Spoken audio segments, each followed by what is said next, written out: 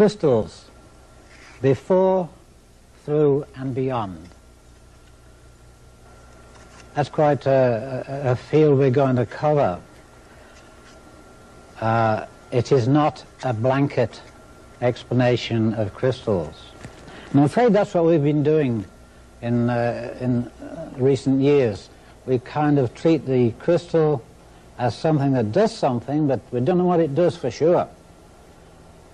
We seem to feel that it has healing powers, it has powers of communication. It seems to have all kinds of things, but what? And how will you know until you know exactly what a crystal is?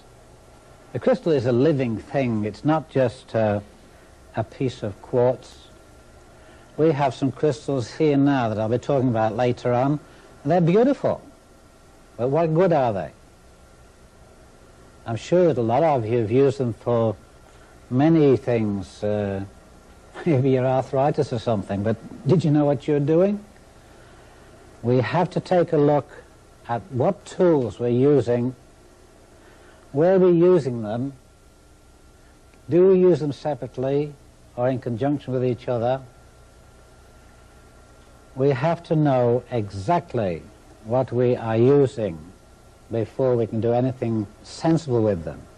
If you try to do experiments as I have done, when you don't really know what you're doing, you might have some success here and do the same thing again, but each time it comes out a bit different.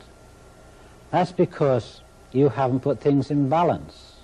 That's because you don't really know what tools you're using. And unless we know, we'll never get anything stable. Now, before the crystal was formed, something else had to happen. We have to go back through time to the beginning of creation. I don't intend to talk to you a bit about the middle life of the crystals or future of the crystals. I'm going to talk to you from the time they were first formed to the time when we will be able to use them sensibly. And so to begin, the first thing that happened was, God said, "Let there be light." And there was light. Now, when God made light, he did it in a scientific way. I suppose the first light he made was his own energy. But he provided this universe with an energy that keeps it running, keeps it going all the time, and that energy is part and parcel of everything. So when he created light, he created it with something. That something was magnetism. Now, I want you to think on, all through my talk with you, of all things being of one substance. They are all magnetism in a different form. If you can accept that and go along with me, you're going to find it a lot easier to understand me. Doesn't matter what it is, just say to yourself, okay, I know what he's talking about. Everything is the same medium. It is all the same energy in a new form. And light was magnetism spun until it shone and became light. Now, the crystals we're going to be talking about, they came from light too. And a lot of the things I'm going to be discussing until we get to those crystals may leave you to understand that I forgot what I was talking about. We are talking about crystals right from the beginning. And the light itself, being magnetism, was in itself the beginning and the end. You've often heard people say from dust to dust. That's a true saying, but we can go a little bit farther than that. We can go from the beginning of light, from magnetism, right through to the end In other words, in simple words, like from alpha to omega, the full cycle. From dust to dust, energy, light, and everything else is made, and back to the same thing again, back to the energy. And if you think of light in the sense that it's not just something to lighten the day with, but a material to make things with, I'm going to show you how it does actually create other things. And during that time that I'm talking about, I want you to realize that we moved from one thing to another in different amounts of light, and they became different things. But first of all, we have energy in the form of light. And when I mention light from here on in, whether I say magnetism or light, I'm talking about the same thing. Light is just a little farther forward than magnetism. Now if you look at this chart up here, chart A, here's the sun, and here are some of the planets. Now the sun is like nuclear energy, and it emanates energy out through into the universe. Now the energy radiating from the sun is positive. Any energy that radiates is positive. The energy from the sun radiates towards, we'll say, Venus. You see this little curl here? That's a conical shaped spiral, and it's going counterclockwise. Now that does something. It takes this positive energy from the sun and turns it counterclockwise so that it gravitates into the North Pole of each planet and makes it negative energy. So you have energy, positive, gravitating into that tiny spot of the North Pole, and it becomes negative energy. Now, it continues through the Earth itself, spiraling down through the center of the Earth until it reaches about the equator. And then it starts to open its spiral up again like this one, and it's going the other way around now. It's going clockwise. In other words, it was gravitating counterclockwise, still gravitating here till it reaches halfway, and then it is still turning just the same, but now it's throwing it away again. It is now radiating. What's happening is energy from the sun goes out to feed the planet, and the planet passes it through and feeds it back to the sun. They regenerate each other. Now, you might think that is hard to understand, how this energy going counterclockwise comes out of here clockwise. Now, if I had a bicycle and I stood on its handlebars and its saddle, broadside onto you, and I turned the wheel clockwise, and then I walked around the other side of the bicycle and had a look which way it was going, it is now going counterclockwise. It's going the same way. So that if you were in the northern hemisphere, see the water go down your drain and it's going counterclockwise, if you could stand on your head and see it from the same position as those in the southern hemisphere, it's going clockwise. It did not change its spiral, it just went, gravitated into small amount and spread out again to go to a large amount. Where it came from, it went back to. You could call that perpetual motion if you like. The rivers, I should say, have been running into the seas from the beginning of time, yet the seas are not full.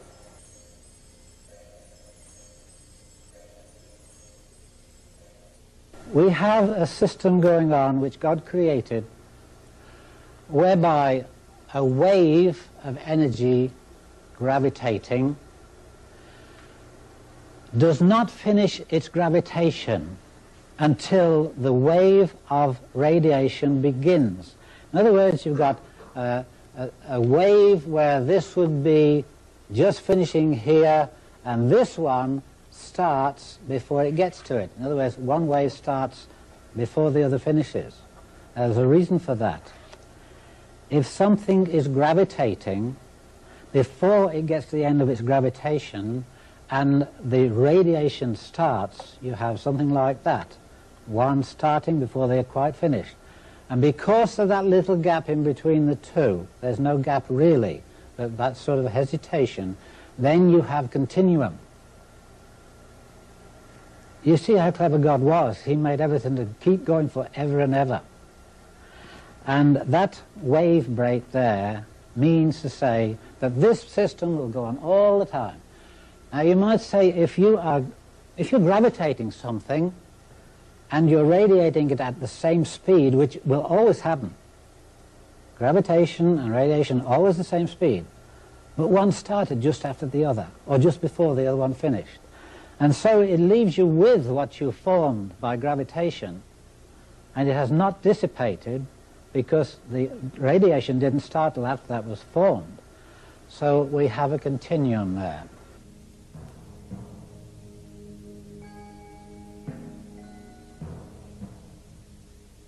A lot has been said about this energy over the years. You see the scientists talking about quantum physics.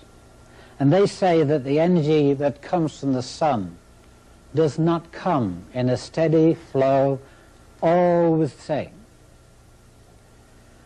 They say it comes in bursts or amounts, quantum amount. Well, they're right in both cases. First of all, the sun sends out its energy and keeps it going, we'll say, evenly all the time, both out and back, and it's non-stop. But energy over, say, a year, 12-month period, could drop a little in strength, sort of a battery going down a little bit. Now, not very much. I'm talking about very fine amounts. But the energy of the universe, or the energy of the Earth, could drop just slightly. And so it was necessary for something else to be thrown in. And that was a little flush of it at a certain time in the year, once a year, not every week or every 2 months, once a year, there would be that extra flush of energy to pick it up back into balance again. Otherwise, we would find ourselves going out of our orbit. Things would get worse all the time. So there is that rejuvenation once a year whereby there is a certain amount of energy comes through. So those people who said this energy is not continuous, they were wrong. And those who said that it was quantum energy where it came in bursts were right, but in a second sense. It was only when it was made up. I suppose that a lot of you have heard when a farmer, around August time, his crops ripen in a couple of days. They're near to it, but all of a sudden they ripen very quickly. And they didn't really know the reason why. Some will say, oh, summer lightning. Well, if you lived in China, you would find that every 7th day of the 7th month on the Chinese calendar, this is what happens. This energy is, the quantum energy is released, and it does balance the Earth's magnetic field again.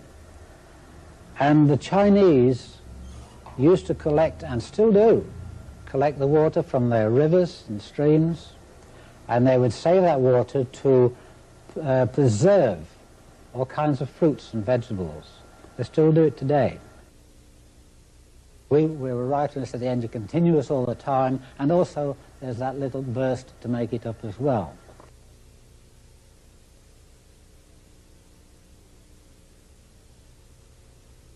When you get energy spinning, it usually spins in what we call waves, light waves. And a light wave really is the beginning of all matter. The energy itself spins counterclockwise, and it has it's like a a coil where the center is just small like a spring in a watch. And the center turning is very slow compared with the outer rings of the end of the coil. And light is on, let's say I had a coil here, flat coil, and I stretch it up like a cone so that the tip of it is just that bit and it's gravitating to make something. Well, on those lines, it picks up energy. The light is spinning itself, and at various intervals down that light wave, because of the speed it's going, so it compacts itself, gravitates into what we call matter. Now, if I wanted to dig a hole in the garden, I would take the earth away and put it on the side, but I got a heap. The heap came out of the hole. The bigger the heap, the bigger the hole. And when light in the universe spins to create what we call elements, what is happening is that the light spinning is pulling the space content towards itself, compacting it, and it's what you call stretching space. It wants it, so it pulls it all to itself and compacts itself, gravitates. And so matter is really energy stretching space.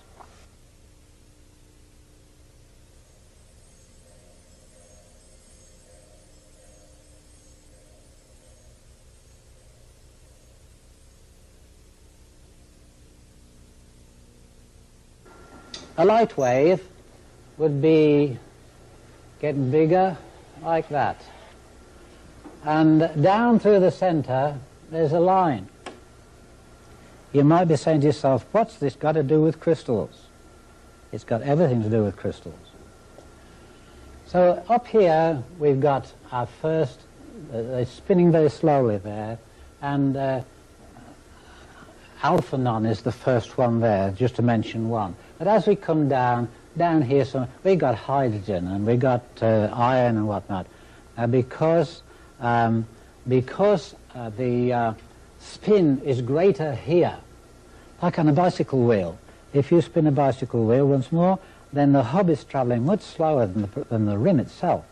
So where they come on the outside here, they're going much faster, and these are getting bigger. And so you have a wider sweep, so that these are traveling at such a rate, you get your elements form on the light itself, and they're getting heavier. Now, when I say heavier, I mean when we compare one atom of this as compared to another one. We don't say, oh, there's this bulk here. We don't compare bulk, we just go by how it gravitates. Now, the energy we're using is light. And the light compacts itself into these things, and you'll have what you call an octave. The octave will stretch from here, I beg your pardon, it stretched from halfway here to halfway here. And on one octave, just on music, there's eight elements, which you don't count the 8 elements from one here, you take half. That's half here, and 1, 1.5, 2.5, 3.5, 4.5, 5, 6.5, and the other half of this one gives you your 8. You start with half here again. This is how your elements are formed. And they will have different weights because of the position they are on the scale of light.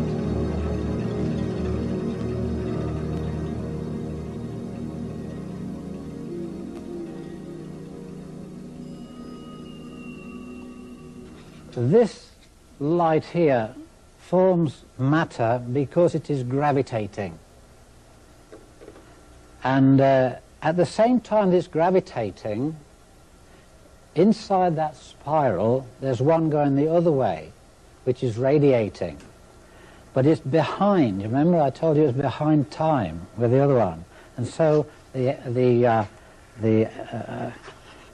elements that you had formed, they remain there. Now, one little thing that I might mention as just a point of interest is that mass rotates at a certain speed, like the Earth. The Earth rotates at about 19 miles a second. And the speed of light is 186,000 miles a second. Now, the difference between the time of them moving would indicate that there is time, such a thing as time. I will mention this, and I will repeat, it only indicates that there is time. Now, any element itself, or any light wave, must remain in balance. You cannot have more gravitation than radiation. You have to have them both equal. And when you have those elements formed, we find them in the Earth itself. When the Earth was being created, they have cooled down. You got your elements in the Earth. But this is how they were created in the first place. This is how mass was created. Now, when you think of mass, don't ever think of something big. Think of even a speck of sand is mass, or matter, call it what you like. Now, any part of matter that you see, think on continuously that matter is light in another form.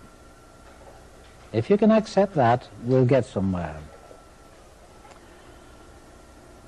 Now, once we have, one of the things I should point out here before we go too much further is that in creation there has to be rules.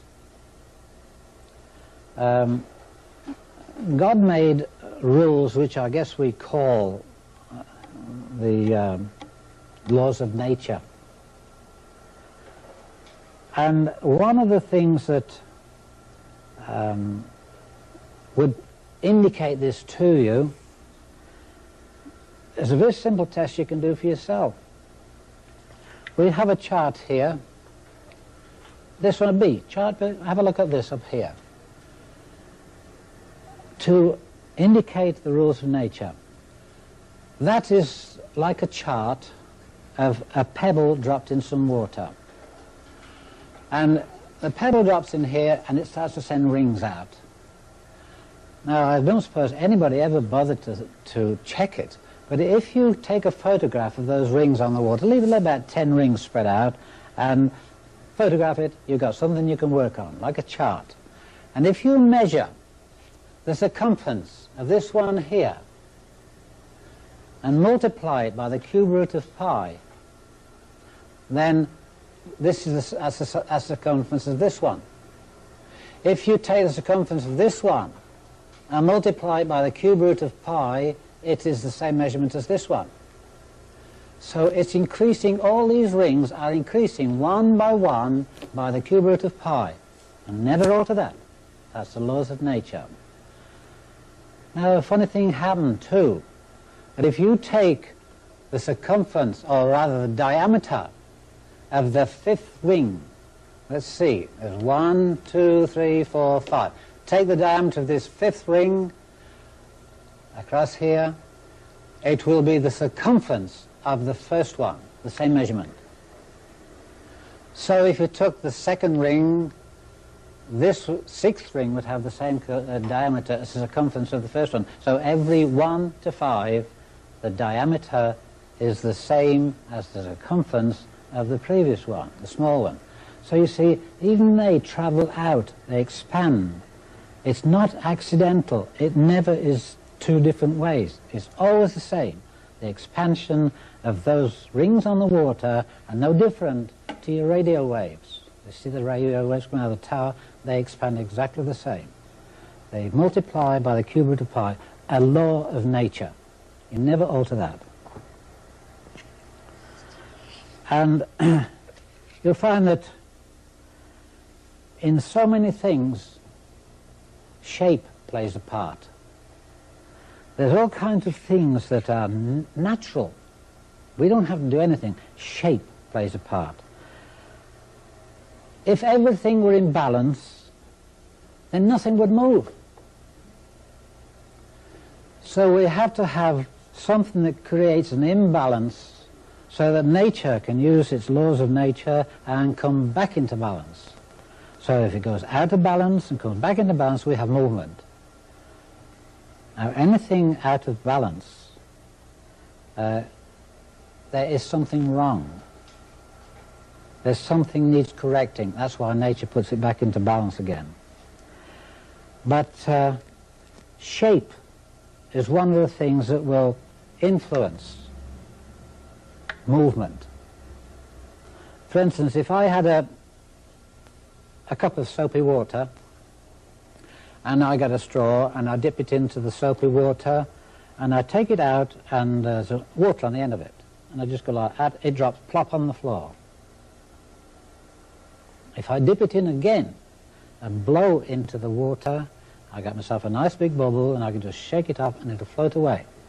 The water, amount and content are exactly the same.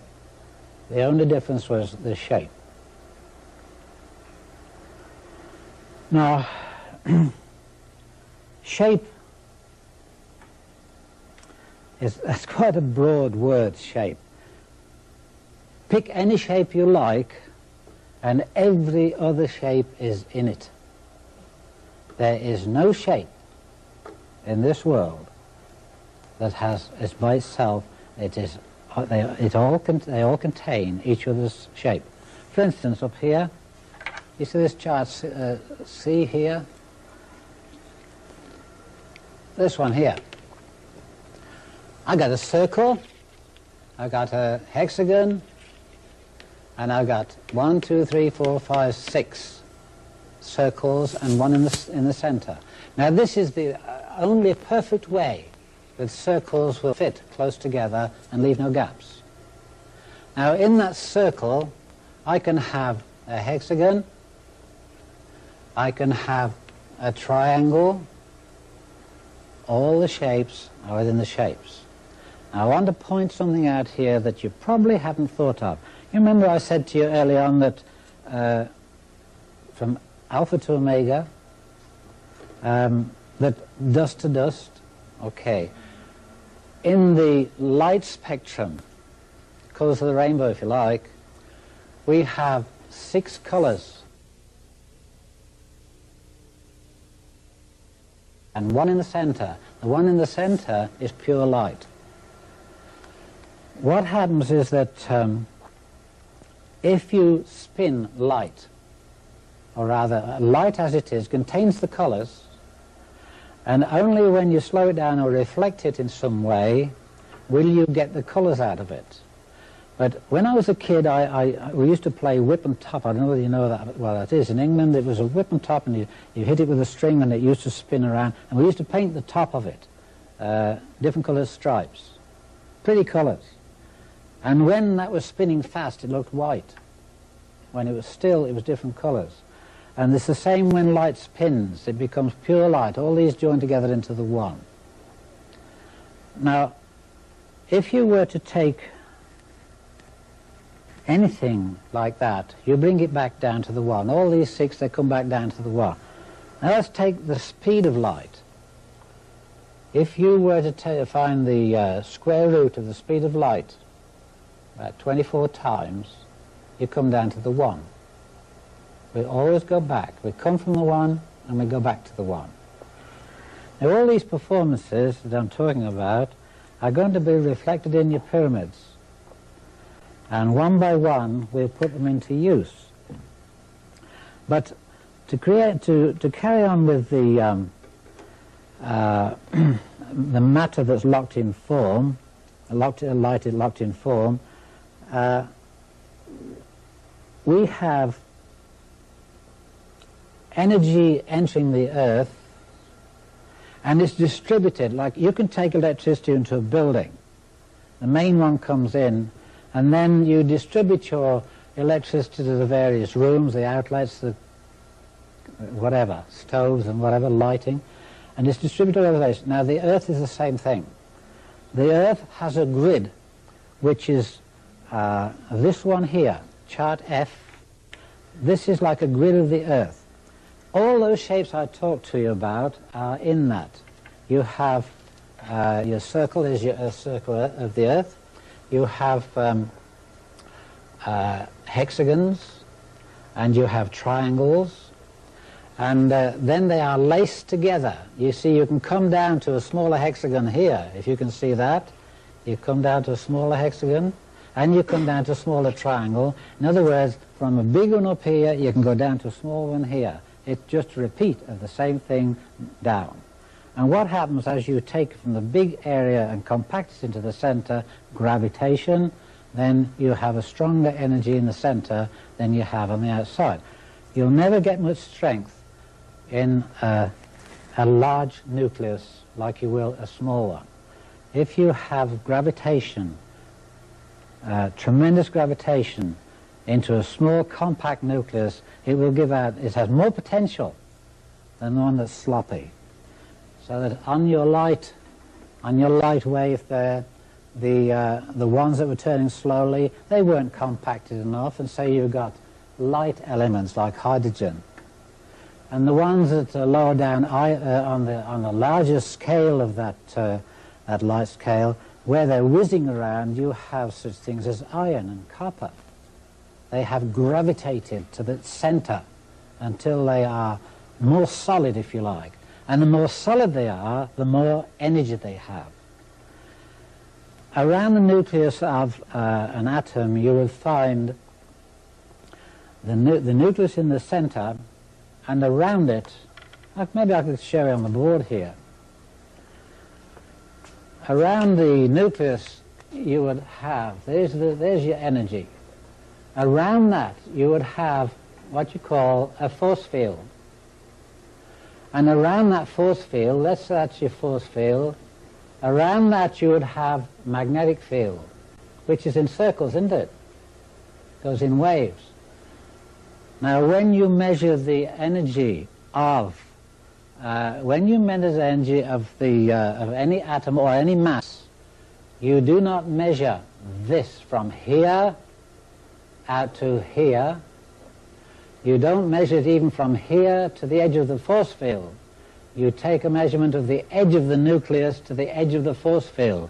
The radius of that will give you the approximate strength of your force field. If this is narrow here, you haven't got much of a force field. If this is compacted so tight, your force field could be out here. You'll see a lot of people who have a lot of energy. They are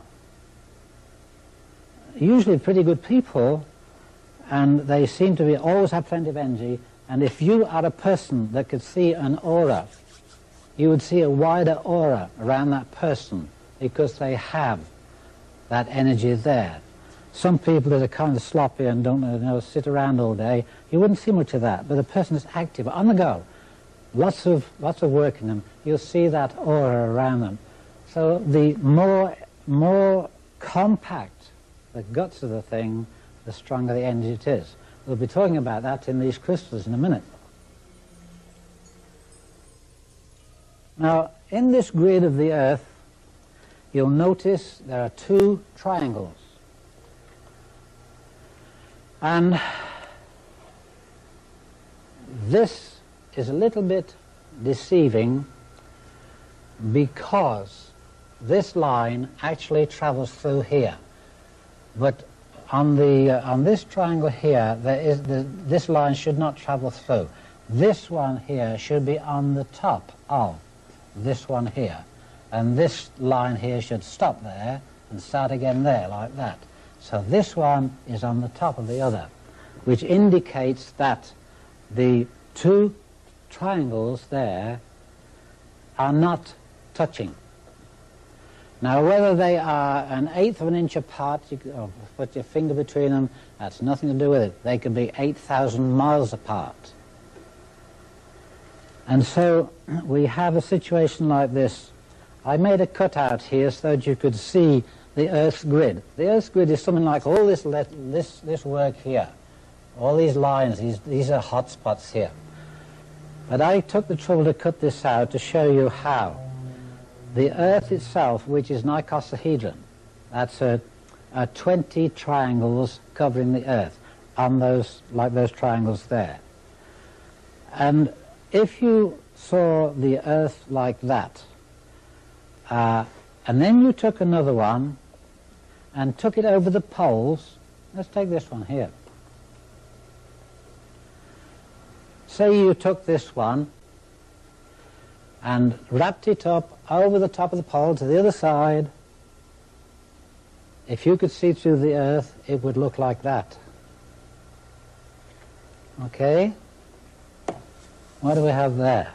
We have the Star of David. I have asked rabbis, priests, all kinds of religious people to try to find out for me what the Star of David is for.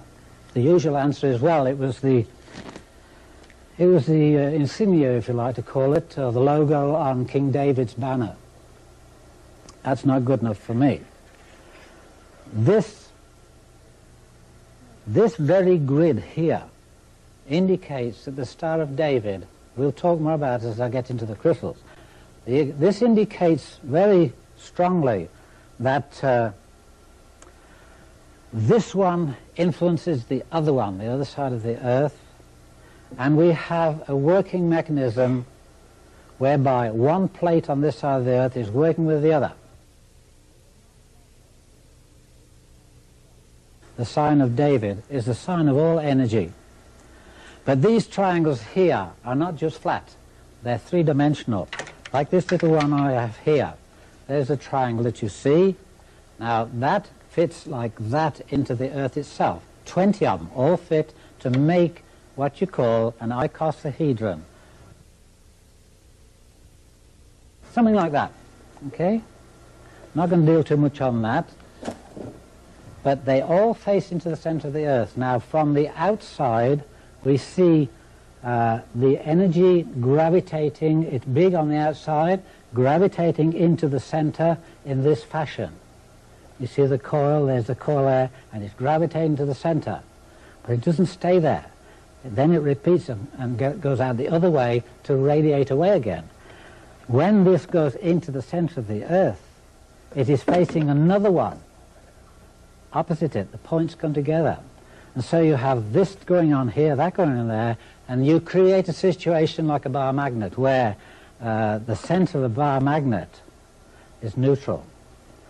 This is positive maybe, this is negative, and they come together, but they don't touch, they go to the outside, they keep in and out, but they do not touch. Now, I'm going to come back one moment to the light wave here to indicate to you and give you some kind of proof that everything is of the same energy.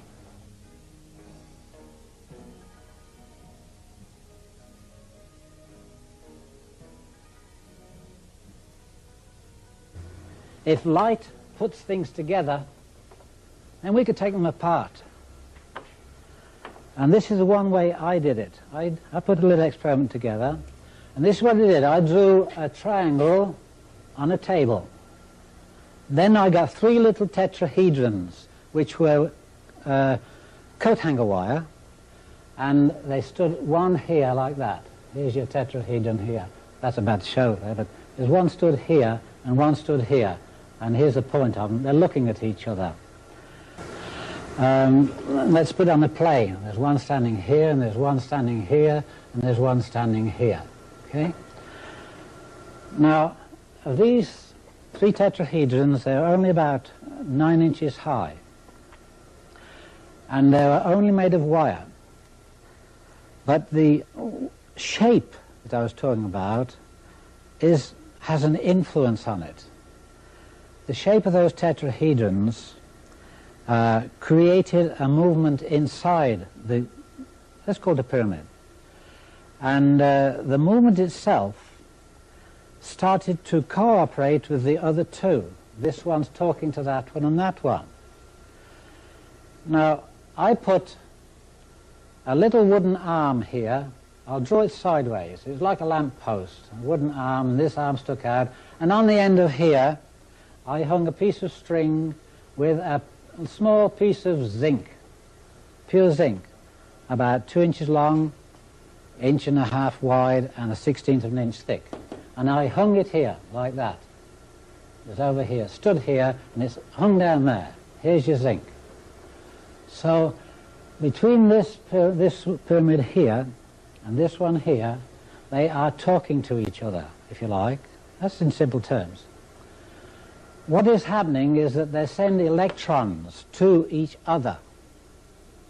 You probably heard about Tesla's energy through the ether. These do it naturally.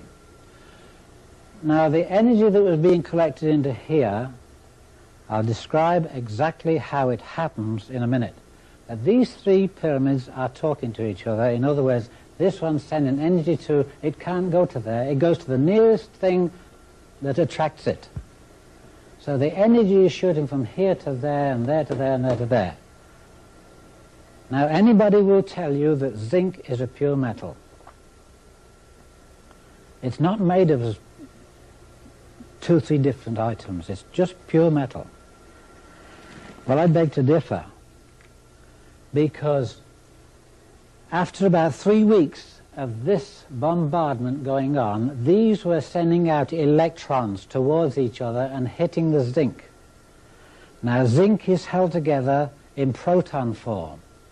That's way beyond the electron. Now, if you hit zinc, or I'll deal with zinc, that's what I use. If an electron hits the zinc, electron can't come out. It wants in. The only thing it can kick out is a proton. So all these three were bombarding these electrons, and eventually, like it's kicking protons out, eventually the whole thing collapsed onto a little pile of powder here. A little pile of powder. And when I had that powder examined, it was a dirty calcium. Now, if you know the weights of your elements, you'll know that off the top of my head it's 65 point something, and I got them here somewhere. There's about 25 moles per gram difference in the weights. 40 point something, I think, it's 40.8, I'm not sure, doesn't matter. There's about 25 moles per gram, that's molecules per gram in weight, at atomic weight. So if you took the same amount of each, this would weigh one, that would weigh that, and one would weigh that, because this one here, your calcium, was found higher up that scale on the lighter side than the zinc. That was farther down here. It was heavier. Now, when I saw the difference that I had in weights, I tried to find something in the periodic tables that had that weight. But what had I removed? All I know was that my zinc had collapsed, and I had it tested, and it was calcium. I tried to find a number that would equal that, and not even a combination of different numbers would give me that answer. So I had to look for something else. And it was obvious to me really before I started, but I just wanted to be sure that what I had removed was energy. I hadn't removed anything you can give a name to. I had removed energy. So I put this in a little tiny bag hung it on here, and I repeated the process. And believe it or not, after about 6 weeks, it was longer this time, it got smaller and smaller, and it changed colour too, and all I had when I tested it was aluminum. I'd come from zinc to calcium to aluminum. And there's a funny side of this, because a doctor will say that you don't have enough calcium in your system. I'll give you some calcium tablets. At the same time, somebody says, don't cook in aluminum pans, it's bad for you. But when you get calcium tablets, there's aluminum in it, isn't there? Energy-wise. Not only that, they say, okay, get out of the aluminum and get out of the calcium, I'll give you some zinc tablets. They gave you all three. Because in energy form, like I told you when we first started, we must regard everything in its electrical magnetic form. Else you're not going to understand me. Reduce everything in your mind to the electrical and the magnetic. And I will give you numbers. You can work these out for yourself. If that's the weight of an electron, you can prove it if you've got a calculator there. I know for a fact that hydrogen is 770 electrons. That's hydrogen, 1 point something. So if you take this number here and divide it into any one of your elements on the periodic tables, you can find their electronic magnetic content. Now in a few minutes we're going to turn to something else that it's a continuation of this, but I'm going to take you inside a crystal.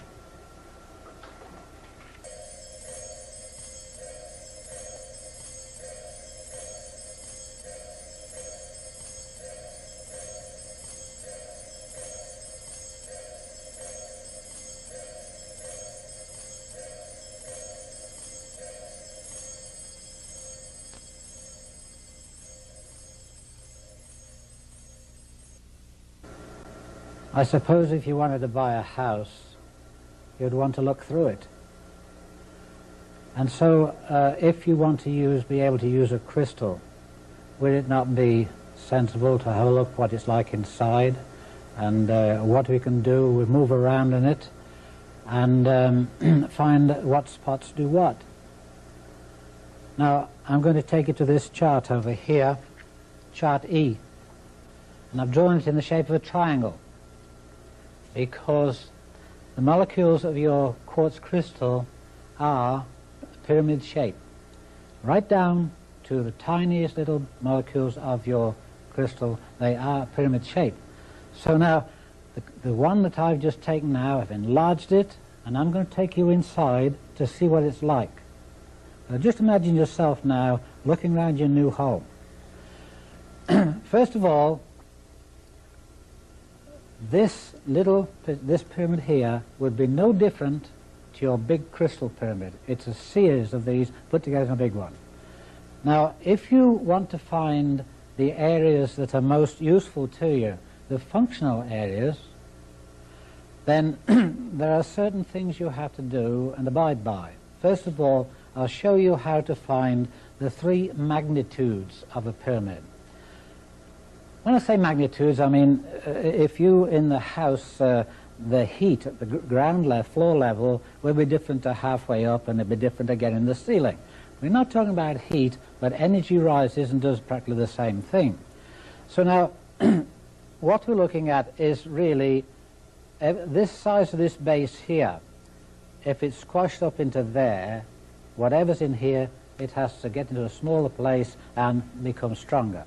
Now to find the three magnitudes, or three divisions, never mind the intermediate bits in between, the three main ones. First of all, you measure the side of, if you can draw this on paper for yourselves, you draw the length of your pyramid, measure it, and you find the center mark here. And you do the same here and find the center mark.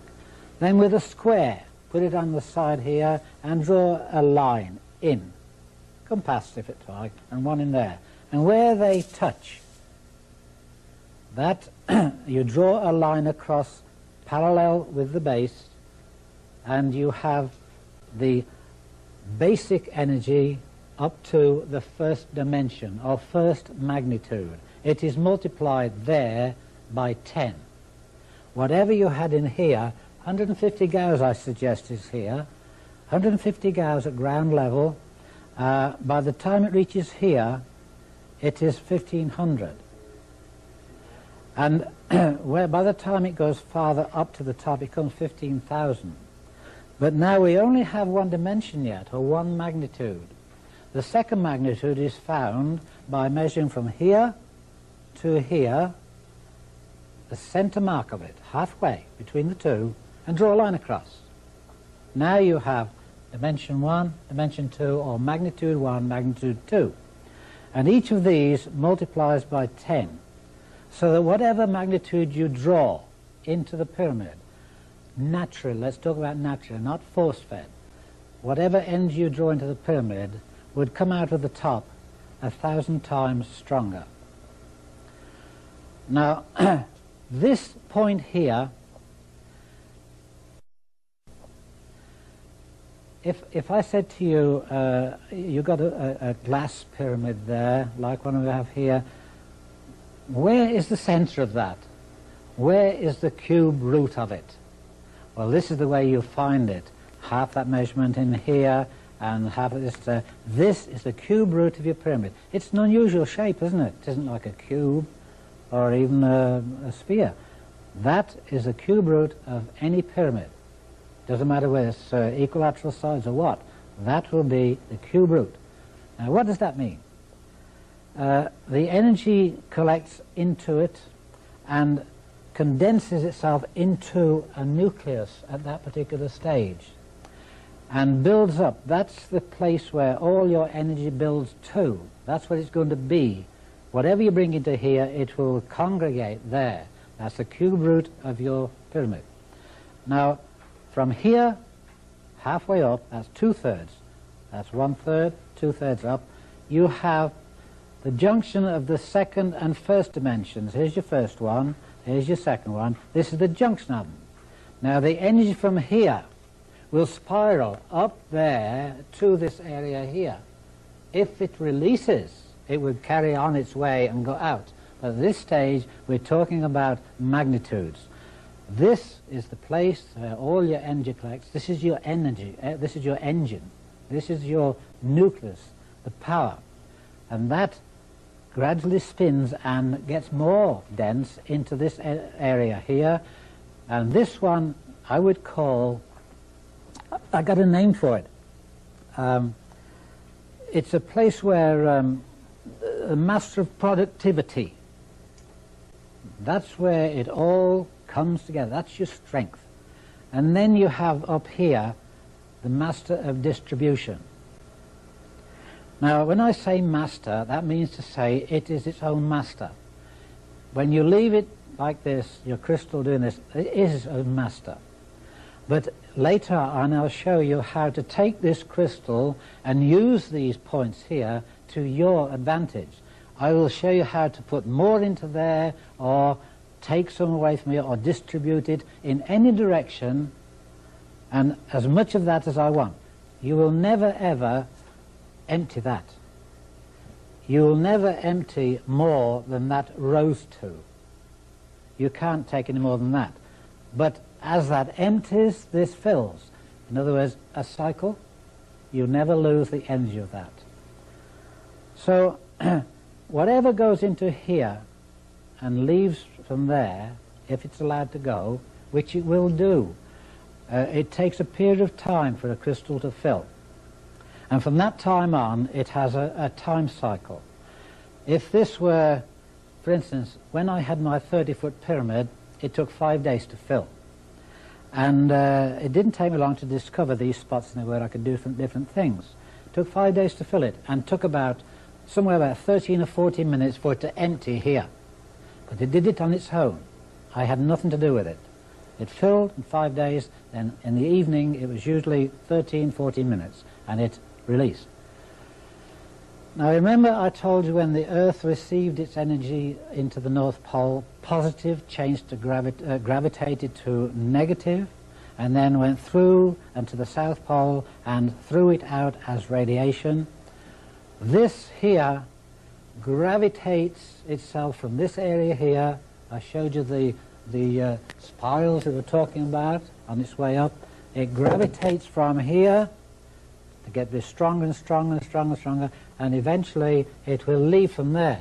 But as soon as it leaves there, it is no longer gravitating, it is radiating. This would suggest to you that you would have to use the energy in a pyramid to receive a negative force. You could not receive a negative force after it is released. It has become radiation which is positive. When you come to use your crystals and you try to use negative energy to calm a nervous system, to soothe something, you can't do it by the radiation coming from it because it's positive, and that would make it worse. You see, we're gradually carving up the crystals until you know exactly what you're doing. Now, in using this, you would notice that on this little one here, I showed you the bottom of that, where the circles are on the bottom. Well, imagine this circling here. It does not reach the extremity of this base there. In every crystal, no matter what size it is, or pyramid if you like, there is that much there on the outside. It never reaches. In other words, the circles will touch that, getting smaller and smaller, but it never comes right to the edge until it gets to the junction of the first and second dimension. And then this is all full. It's touching all the way. Now, let me see.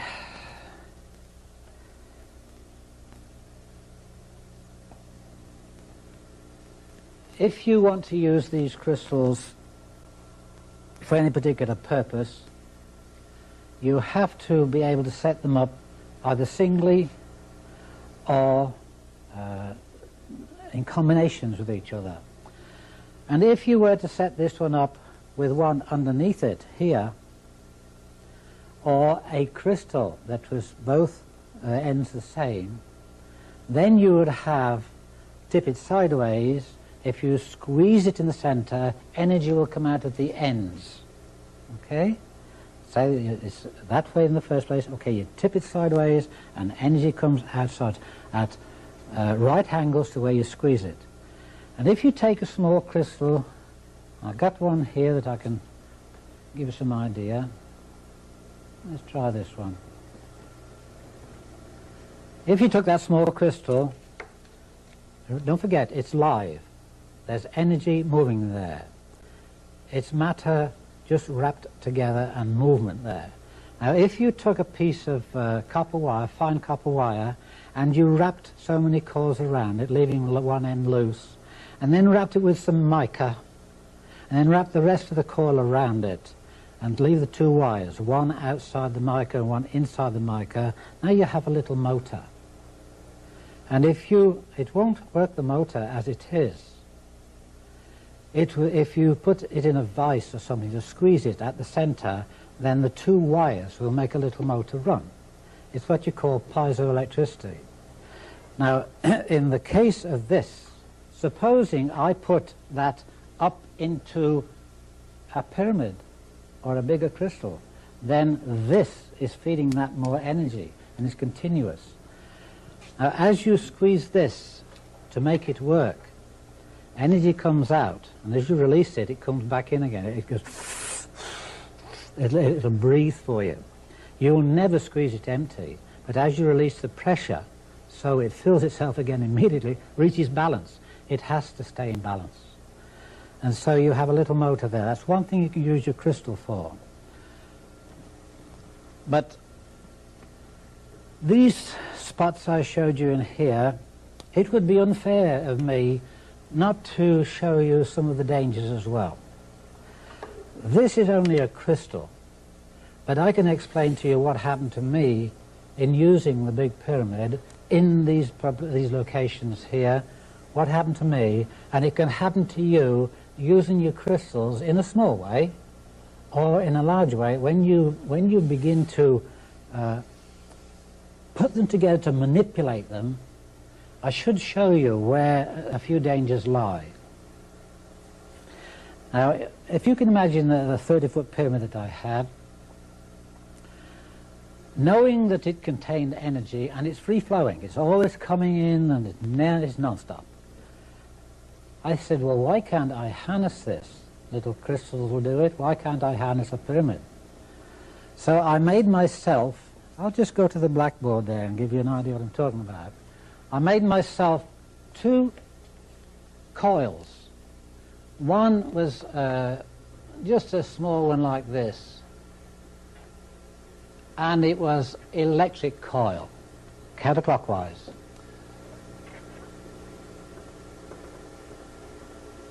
And I hung that in the top of the pyramid. But before I did that, it was stove wire, and there's about 8 strands of copper wire and stove wire. And I undid them and made them into a lot of fingers like this, spread them out, something like an antenna. And this end here, I just hung it up, fastened it up onto the beams, and that was right in the peak. Now I went downstairs, and I had a spare piece of plywood, quarter ply, and I made a magnetic coil with old antenna wire. It was double wire. And I put one end straight through into the earth, and so looking at it like this, it stuck through there, and my coil is on here like that. And the other end I left standing up to connect. One's into the earth. Now all this wire here, it's only quarter ply, and I used 2-inch staples. The staples went straight through the ply and gave me a better ground. This was also ground in the centre. Now, there are many things that have happened to me in my time that I can't really explain. There are many things that I have known, but don't know how I know. And this is one instance where this happened to me. I knew I had to connect these two together with some natural wool, sheep's wool. Nylon was not what I wanted.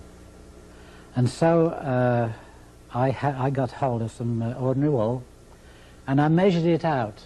I up the stairs go right to the top. I measured it out so it hung from here to within 6 inches of the floor.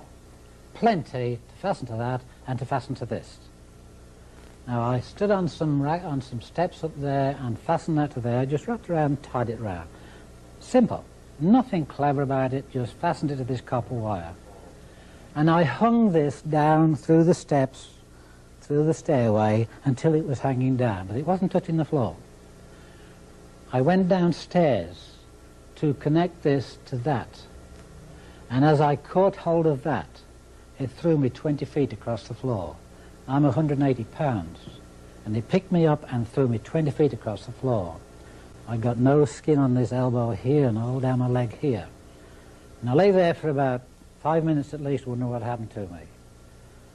All I had done was touched a piece of wool. Now, this wool had gone through, it wasn't even connected to this, it had gone through my cube root of the pyramid, which was about here, and up to the point, the second magnitude there, and that part was connected. And when I touched that, I grounded the whole damn thing, and it threw me 20 feet across the floor. I didn't know what had happened to me, and the result of it was I took the whole thing to pieces. I still have the parts. You can have them if you want them. And I realized that I was fooling around with something I didn't really understand. It taught me a lesson, but it also meant that I could stand here and tell you, don't fool around with these crystals until you know what you're doing. Theory is all right, and you've got to put it into practice, but be awfully careful. Make note on these things and these things, and you'll be able to use your crystal how it should be used.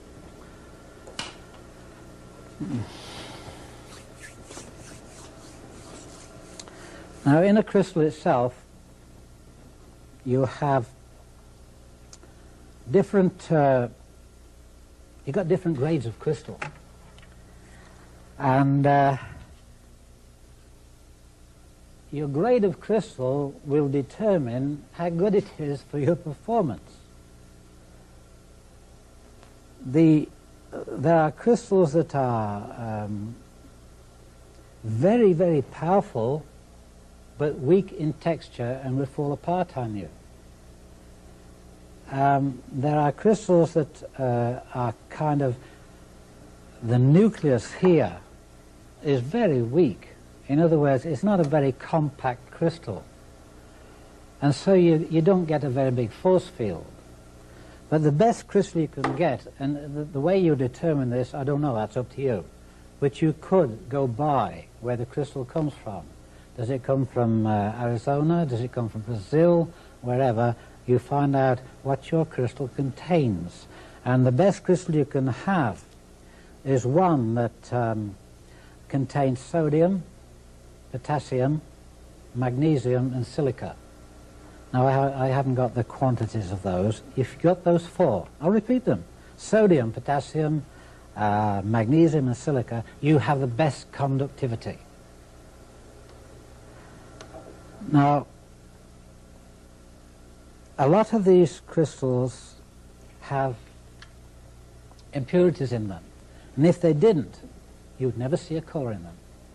It's the impurities that give you the colours. Strangely enough, but that's so. If there's no impurities, you wouldn't see the colours. The amount of colours you get in your crystal, there's 6 altogether,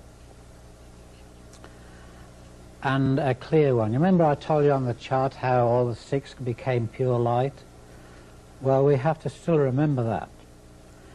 And the colours that come into the crystal, the visible light, they would only occur where the correct frequencies are in that particular crystal. I was explaining to you the best type of crystal to get for the best conductivity and the best performance. So the clearer the crystal you get, and then of course the clearer your colours. Now the 6 colours themselves, you should make a note of this, because you are going to have to use these measurements when you come to use your colours in the crystal. I would hope that by now you can see the crystals you've got are not to be used like you have probably been using them. You have a new idea how to use crystals. Now, there's a difference between the amount of energy in a light wave and the length of it. We measure light waves in the smallest amount we use is called an angstrom. And I have some numbers here that would tell you when you come to the point of choosing the color to put through your crystal, or choosing the color you want from your crystal, you must have the frequency that will give you this measurement. I'll go back across to the blackboard again, and I'll very quickly write them down so that you can make a note of them. I suggest that you share with each other when you get a chance. Okay, the frequencies and harmonics. We're dealing with the frequencies. And the ultraviolet range, that's outside the range you can see. They go from 2900 angstroms to 3900. Now I'm just going to cross the zeros out. Now violet, that one will be 39. That's from here, okay? 39 to 45. Then you go from 45, that's for your blue, to 49. And then you go to your green, which is 49 to 55. And from the green you go to orange, yellow, I beg your pardon, yellow, 55, orange I should say, where am I? Yeah, yellow. 55 to 59, 9. And red, orange is 59 to 63, 59 to 63. And then you go to your infrareds, which you can't see. And that's from 63 to 10,000. You can copy those down and be sure you remember them, because you can probably obtain them somewhere else anyway. But these are the frequencies that you're going to have to use. And also you'll have to use those frequencies in the harmonic sense as well as the energy sense. Now, when I speak of harmonics, that's the sound that the frequency makes. If you wanted a certain note on the piano, you go up the piano till you get to it. You do not get that note one before it or one after it. Only on that particular place do you get that harmonic. And it is the same with nature. There are places with the laws of nature where things happen every time, always the same thing, and there's nothing you can do about it. You can come to, we'll say, when we're talking about the elements, in between the elements you have degrees before you get to this one. Now this element here is always that element until it gets to the other one, adding bits to it. In other words, the in-betweens. They call them isotopes. That's in between this frequency and that one. Now, the harmonic is something that you're going to have to use. If there are any musicians amongst you, you have a head start on everybody else. But I'll give you some harmonics that are most unusual for you. One is the speed of light. You know it's 186,000 miles a second. Well, it has a harmonic. And the harmonic is 1439. That's the harmonic of the speed of light. I can't go too much into these. I'll just give you these because you'll be able to refer to them later on. Now, if you have a speed of light harmonic, you also have an anti-speed light of harmonic. And the anti-speed of light harmonic is 6950. 6950. These are round figures. Now, gravity acceleration. You're going to have to use that too, believe me. It will all come in your crystals. Gravity acceleration is 2545.5. That's gravity acceleration. Now what do we have on the other side of it? Anti-gravity acceleration, which is 3930. That's the speed of light, anti-speed of light, gravitational acceleration, gravity, and anti-gravity. They'll come in handy for you later on. There's one that we should know that will come into many, many things, not so much in your crystal, but it is the Earth mass acceleration, or the harmonic is 1703.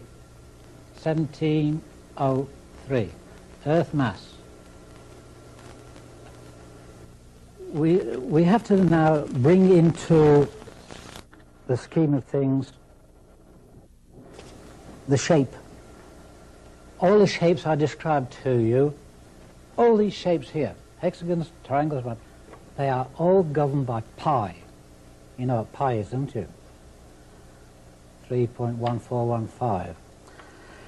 They are all governed by pi, but don't let that worry you. Only if you're measuring your waves from the crystal, after you've measured your force field, then you would want to know more about that. But I think that was probably going a bit too far for what we want here. It doesn't, it will not, it might confuse some of you, so I'll leave that one alone.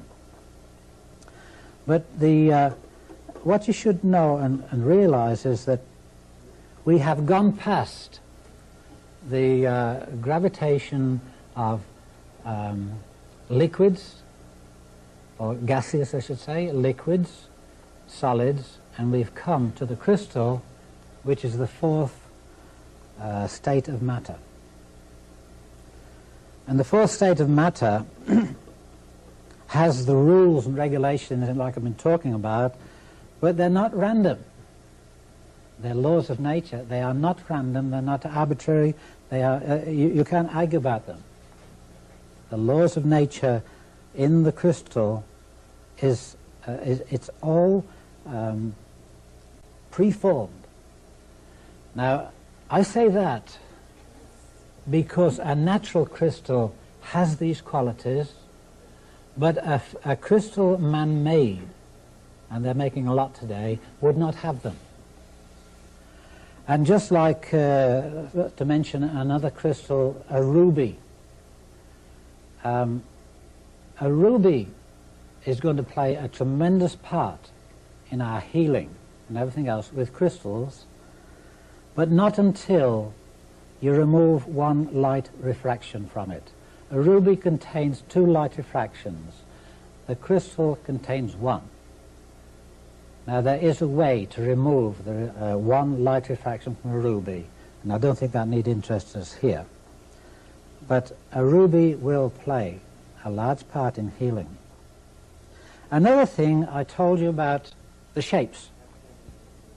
And the shapes themselves will determine a lot of the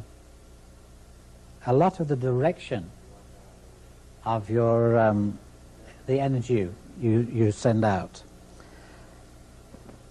I'm going to the blackboard again. In the I hope you got those. If not, you're too late.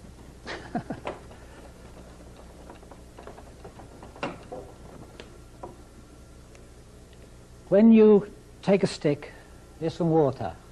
When you take a stick and you dip it into the water, like that, it does that. Ever noticed it when you was a kid? Always bends. Now, it will bend more when this is thicker than water. So you stick it in syrup. It'll bend a lot more than that. This is what you call, this light does the same thing. When it goes into your crystal, it hits your crystal and it bends. And that's called light refraction. There is an angle of light refraction which is there, but don't bother about that. That is light refraction inside your crystal. But when you use the outside of your crystal to direct your beam or whatever, the way you facet it will determine at what angle you send your beam out at.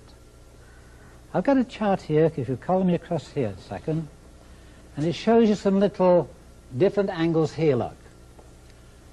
The angle of this one, it points up there. This is your reflection off that side or any side. The reflection is that angle there.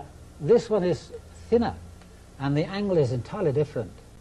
And this one is much steeper. So however you facet your crystals, that's where your light will shine, because this is reflection, not refraction. Now, light refraction is not energy projection. There's a difference altogether. I don't know whether you know, but light itself doesn't go anywhere. The only place light is at its source. Light reflects all the way at 186,000 miles a second on atmospheric and whatever conditions. Light goes nowhere from its source. It reflects at that particular speed. If you were to stand in front of it, you shut it off. It didn't go anywhere. Somebody said, where's the light go to when you switch your flashlight out? Well, darkness comes in at the same speed. But light doesn't go anywhere. So when you're using reflection from your crystals, what are you doing? You're not sending any to anybody. You are only redirecting the light.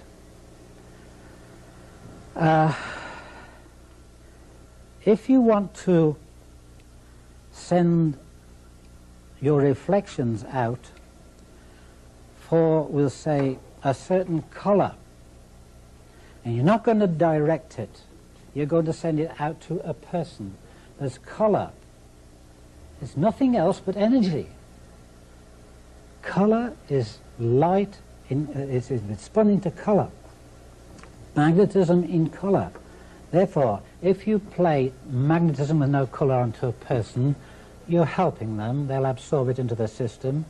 If you're reflecting a particular light, one of the lights of the spectrum, onto a person, then that strength is more than just magnetism. It took a certain amount of that energy to make it that particular color.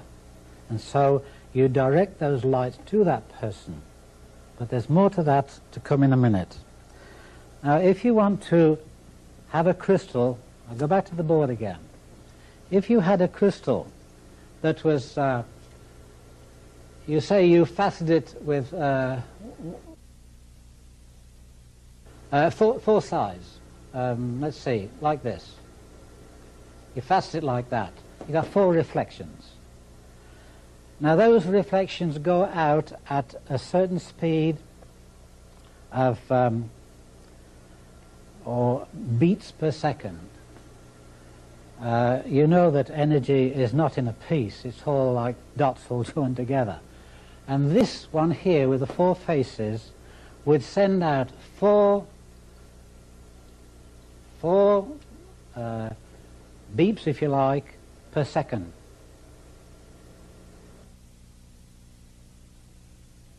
If you had a 6-sided one, then it would send out 6 just spots of energy at a time. 8 will send 8 faces, you send 8 out. So the pulse is getting faster, isn't it? If you got one with 12, the 12-sided ones, they make marvelous ones for hanging in the wind if you want rainbows all around the house when the sun shines on it. You've got 12 faces sending them out. So you have control here not only of the area which you can send them, you have, how can I put it, you have more scope in width and probably less in depth, depending what angle you make this. Suppose you made that one about very shallow like that, not so deep as that. It will spread this way, won't it? And that way. And its outer limits, if this was a person's stomach here, it would reach to about here. This one here would not even go so far. It would reflect down to about here. It wouldn't even go so far. So wherever you put your angle on here, it will reflect the right angles to it to a certain distance. When you change the shape of your crystal, you not only changed the reflection angle, you have changed the shape of the coil which goes up through it. And when you change it like these 3, that's equivalent to each one, you have changed the speed. It takes longer to go around this one than just to go around that one or that one. You change the speed so that it doesn't matter only in the beginning. When you set up an experiment, you would know how long it is before it gets cracking to do something. But you would also know that one works faster than the other. This isn't always bad, because in many cases of healing, it should be done very, very slowly and gently, not in a rush. No healing should be done in a rush. But this is one way you can slow down the energy you put out. But the energy you're putting out, remember what it was? It's out of the top here, and what's that? It's radiation. It's not negative energy, it is radiation, and the energy could be used for the color. I was explaining how you could use the colors, as opposed to using energy. I'll show you how, in a little while, how we can direct a color into a person without losing any reflection at all. The faceting I've talked about, except the spheres. I'm going to pick one of these spheres up again to show you. Here's a nice one. Now that doesn't give out any colours at all. It would multiply light that goes through it, but it's unmanageable. And a crystal like that, if it was set up in a certain circumstances, in conjunction with the cube root and the first and second dimension, the distributor, if that was set up at a certain angle with an amount of energy coming through, so it's quite strong, and if the sun, now I'm not talking electric light, if the sun hit that at a certain angle, It could cause devastation. I don't think I'm going to go more into that, but I think a lot of you know what I'm talking about. A crystal like that would cause a lot of devastation. If you take the crystal and cut some off it, then you can play all the light through it and magnify it down here. If you turn it over with the round to the top and the flat to the bottom, then the light that comes in here spreads itself out, and it's the flat bottom like that sends a circle of energy down. So if you turn it over, you will send a very fine ray, like a laser, down. Now if you played that laser into a second one down here, which had a flat top, this has been multiplied 1,000 times. What went in there, multiplied 1,000 times coming out here, and that hits this one down here, and once again is multiplied by 1,000 times of that one. And then, of course, you have to know what you're doing, because you have to realize what you could be doing down below that one there. There's no problem if you watch what you're doing and set things up before you start them. Just don't play around with crystals. We've got some more to go yet, but I'm trying to instill into you caution. Always have caution. I have hurt myself several times by being too eager. You have such a choice to go to. Now, included in those choices, you have other things. You have 6 colors and the 7th, which is the pure light, and then you would have the dimensions or the magnitudes to multiply those colors, and you would also have reflections.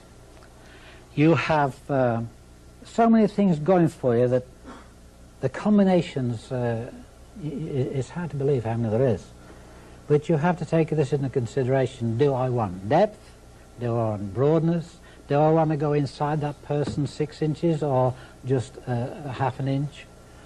All of these things, when you understand your crystal, when you come to get them faceted, then you should think of this as have the crystal faceted for what you want to do with it. It's obvious that you have to have quite a selection of crystals so that you can have a choice. Now, a person is not two-dimensional. A person is three-dimensional. You notice I've turned around to healing, eh? Because that's what we really are looking at. If the person is three-dimensional, why would you play a flat energy onto that person unless it was, say, for a skin disease on the surface? Why would you not play it into the person because they have depth, they're three-dimensional? These things you have to think of. Now, before I go any further on that, I'm coming back to it, before I go any further on that, I have to once more warn you about things you shouldn't do. Any one of these crystals here, if I may just point to one of these. Take this one.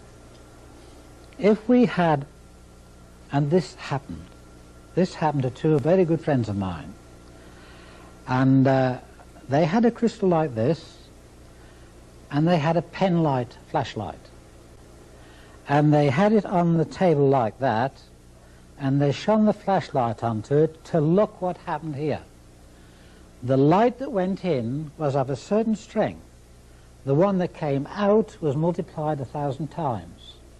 The man burnt the retina of his eye badly, and 2 days after, if the wife didn't do the same thing, he was wrapped up, his eye was patched up for about 10 days, and his wife about a couple of days. It wasn't so bad. But see, if you don't know what you're doing, don't do it. Always have that bit of caution. I've hurt myself once or twice because I didn't look at what I was doing first. What could be the result? Now, don't ever shine a flashlight at one of those. And another thing is, you should never have these things. We'll take this one here. that doesn't send out any colours at all. It's got no windows in it.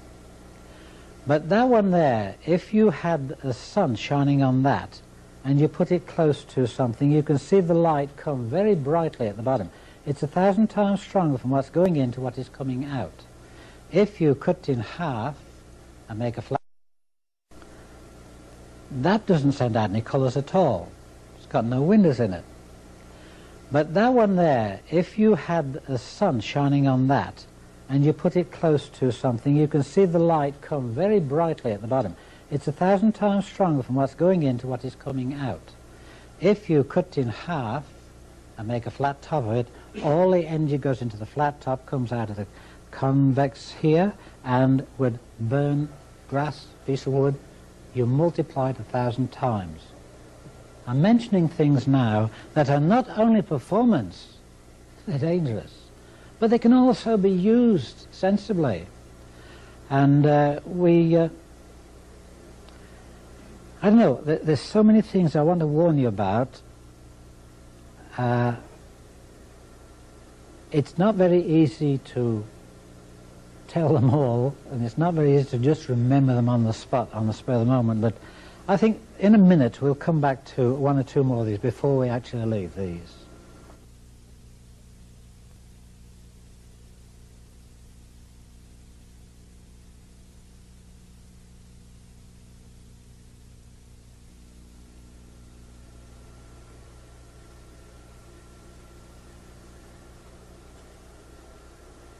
We've got a beautiful sample of crystals here.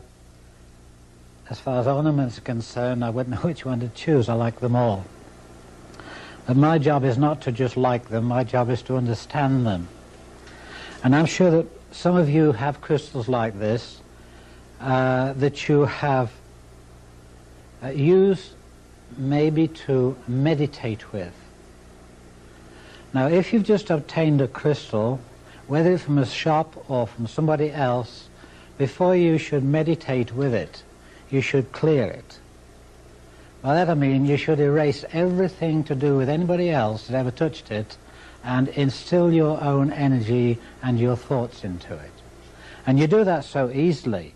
You take your crystal and look around it. You can find two, if you can't find holes, find some dents in it. And I find two here. Perhaps you can see them. They're not very deep, but they'll do for what I want. And I take two fingers and I put them on there, on those two holes, and I would ground it to the table or anything else. And I would just hold that for maybe a minute or a minute and a half. And it would take out all recordings that other people have put into it. Whether they knew they were doing it or not, it's nothing to do with it. It has registered in there like a computer. I am erasing its memory. Now that has been there long enough. My thumb has grounded it. These two fingers, one positive, one negative, have made complete three-point contact. Now this crystal is mine. I have now cleared it. It's mine. Now I fill it. And I can take this crystal in my hand. And I can fill it now with instructions. And if this were my crystal, which of course it is, when I filled this crystal, do you know the first thing I filled it with? I filled that crystal with love. Because out of love comes healing, caring, and you'll get a better performance from the crystal itself. You're putting yourself into it. If you want to put evil things into the crystal, you can do it. But I put caring, thinking about other people. And this will respond to me because it is now attached to me. I have instilled into it the things I want to do with it and the things I want it to help me with. Now,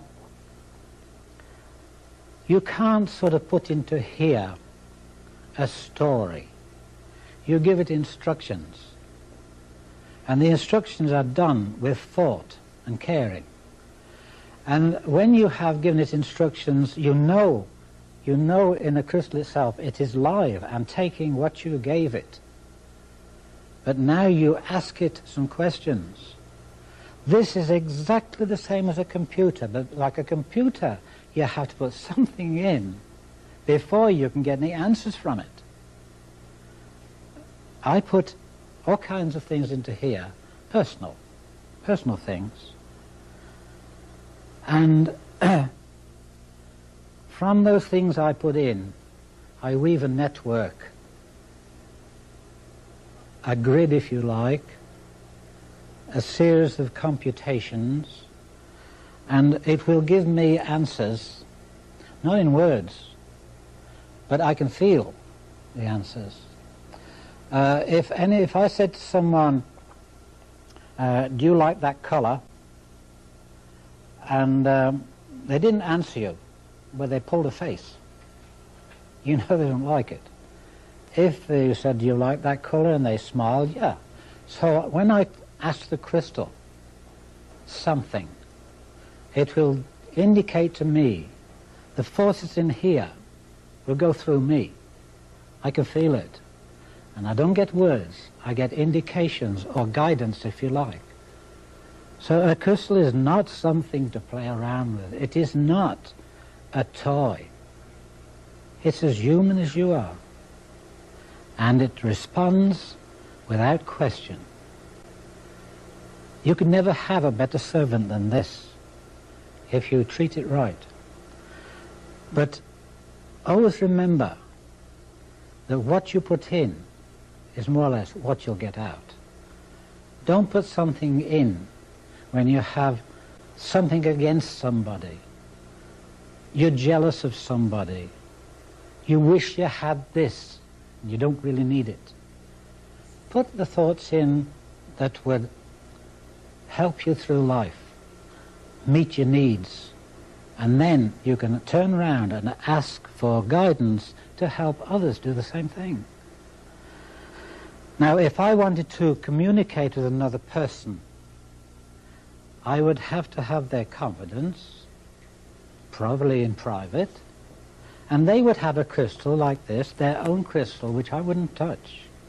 And we could sit opposite each other in the quiet, in the stillness, and just like you can listen to the stillness of the voice inside you, you can communicate with that person. Now, I'm not going to say this is like ESP. This is how you feel. This is how you transmit love from one to the other. This is how that love will come back again. It will answer all kinds of questions for you. Supposing, for instance, a person was ill, sick, got the flu or something, nothing serious, and you wished for them a healing. Your crystal, like my tetrahedrons, transmitted to each other and broke down the zinc. This is no different. This will transmit to the person who is sick, and they will probably get benefit from it, if they are receptive. You can't help anyone that won't help themselves. And so we're looking at people coming together. Okay, now supposing that person is 70 miles away, makes no difference. You see, this is in communication with the rest of the universe. Now you might think yourself, oh, he's gone a bit too far now. Well, you think what you like. I say that this is in touch with the universe. And there is nothing in this universe that is not in touch with everything else in the universe. If I can look back over the years and see my relatives, how many relatives have I got in the 100 years before that have spread out across the world and I don't know them anymore? We all came from different wombs, but we're all related still. And so you don't carve this out of the universe and separate it from it. This is a live thing that will talk if you know how to talk to it. Now, there's such a thing as people touching your crystal. That's taboo as far as I'm concerned. If you give them permission, okay, you can handle it, but then when I got it back, I would clear it. It's a simple process.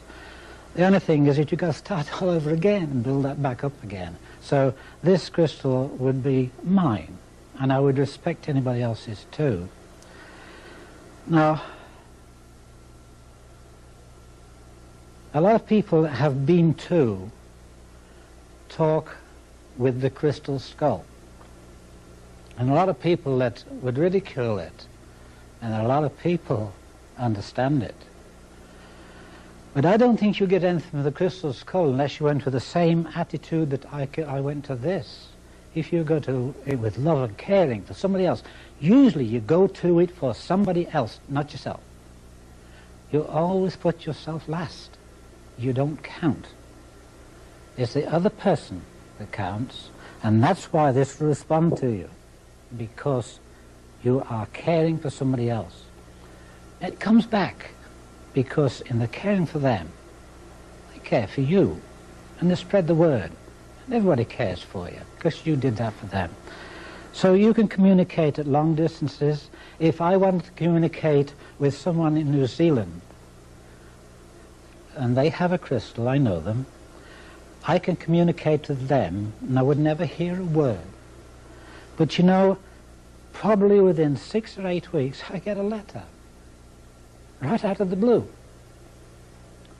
It may be mentioned nothing about crystals, not just average talk, and I will get a letter right out of the blue. You will find that if you treat this like a person, with respect and caring, it will do so much for you too. It isn't a one-way thing, it's reciprocal. I'm just going to have a look at across here.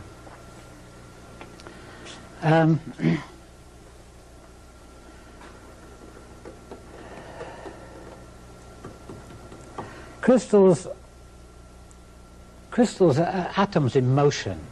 I'm repeating this probably. I pushed it a bit before, but crystals are atoms in motion. They are live and, like I just said, reacting to you. And the motion of a crystal, particularly these kinds, you know, I mentioned earlier too that we had different kinds of crystals. Some were better than others. I'm talking about this one and this kind. The rhythm of the motion is so constant that the force field of that crystal is also constant and in balance. Now, if I take that crystal and treat it, let's say, pick it up casually once every 3 months, and I don't use it very much, then its nucleus has lost its compactness and it has gone down in energy. And so you take your crystal and use it continuously, and the nucleus of that will have a far greater force field around it. And you have a crystal that you can reach farther with. There's so much you can do with it, but don't just put it down and forget it. It needs your attention. It's like a computer. It's dumb until you put something into it, and then you get something out of it. A computer could never do what that can do, because that can't give you caring and love for other people. This can. So those of you who have crystals that you want to use them for something like this, do it that way, but do it sincerely. It's not fun, it's for real.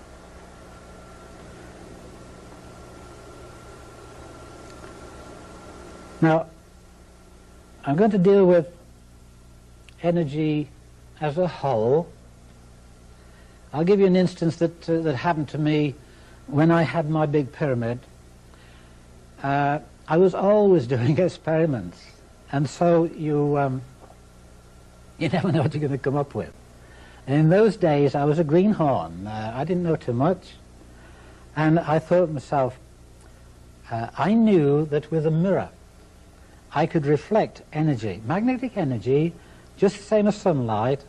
Well, what is sunlight? Isn't it magnetic energy? So with a mirror, I can reflect energy away at an angle to the mirror. And I thought, I could. You want to use them for something like this. Do it that way, but do it sincerely. It's not fun, it's for real.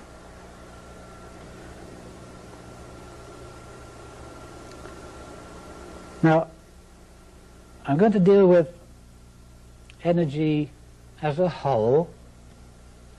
I'll give you an instance that happened to me when I had my big pyramid. I was always doing experiments, and so you never know what you're going to come up with.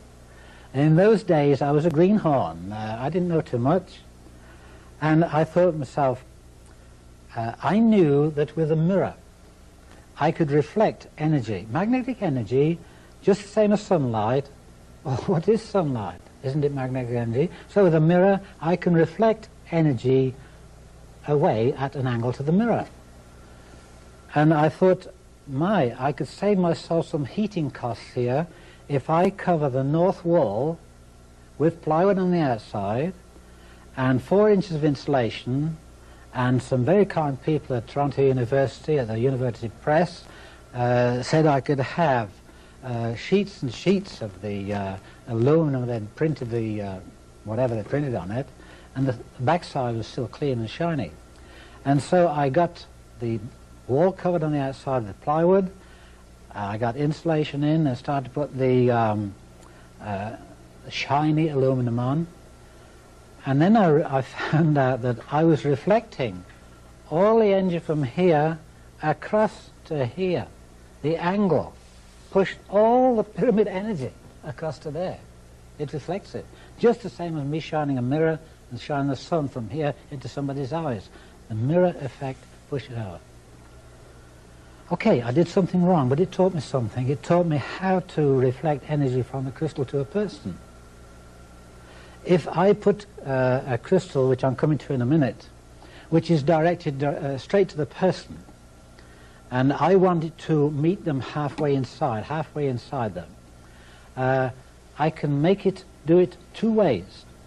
One, I can get a crystal at the front which is directing the color energy with the light frequency I want to give me the light I want. And then at the back of them I put another one which will give me the opposite color to the one I'm using. And this one comes through and that stops it dead at the range I put it. And so inside that person, say 6 inches inside, this goes in 6 inches, would go straight through if I didn't put this one at the back and stop it halfway. So now we have the energy sitting right in the center where you want it.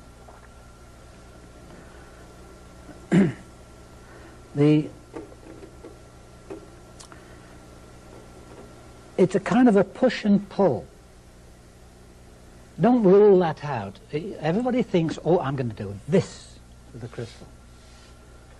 You can do that and push and pull, and manipulate it into the position or for the condition you want.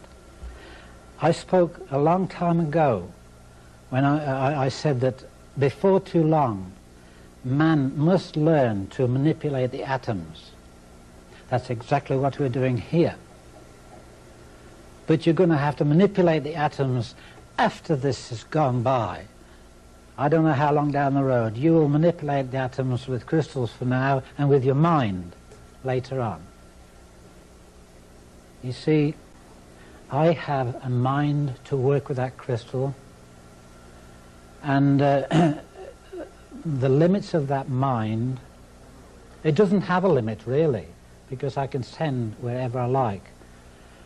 But when you can manipulate the atoms itself, as opposed to using a crystal, then you can make any of the things in this universe, bring the atoms into bearing to gravitate them into whatever material you want.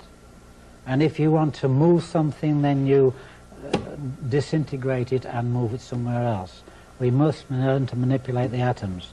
At the present time, all we can do is to take a lesson from these things and learn how to use ourselves so that our mind becomes mind over matter, literally.